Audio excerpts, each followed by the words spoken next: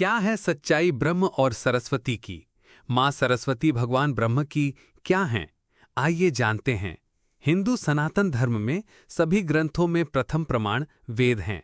इसलिए वेद इस विषय पर जो कहते हैं वही प्रमाण मानना चाहिए। पाव का नाह सरस्वती, वाजेभिर वजनीवती, यज्ञम वस्तु धिया वसु।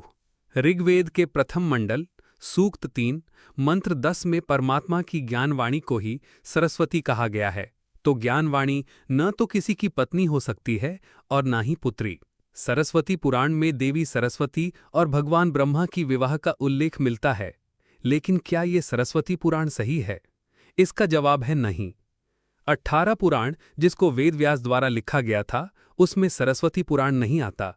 हिंदू धर्म में दो तरह के ग्रंथ होते हैं, श्रुति जो कि ऋषियों द्वारा लिखे गए यही प्रमाणित ग्रंथ हैं, दूसरे स्मृति ग्रंथ जो जनता में लोकप्रिय रहे, किसी एक व्यक्ति ने लिखा।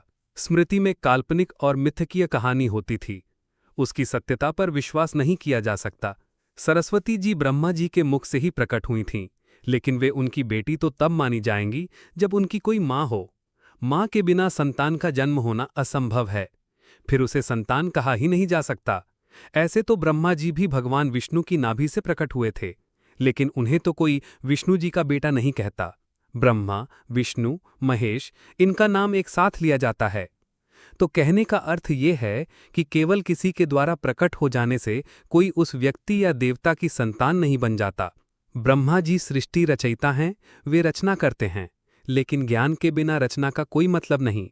इसलिए अपनी रचना को बुद्धि देने के लिए ब्रह्मा जी ने अपने मुख से सरस्वती जी को प्रकट किया, जो ब्रह्मा जी के द्वारा बनाए गए जीवों को बुद्धि देने का काम करती हैं। तो इसका अर्थ ये है कि सरस्वती जी और कोई नहीं बल्कि ब्रह्मा जी की मधुर वाणी हैं। ऐसे में उन्हें ब्रह्मा जी की बेटी नहीं माना जा सकता, क्योंकि वे ब्रह्मा जी से अभिन्न हैं। रचना और ज्ञान साथ साथ होते हैं।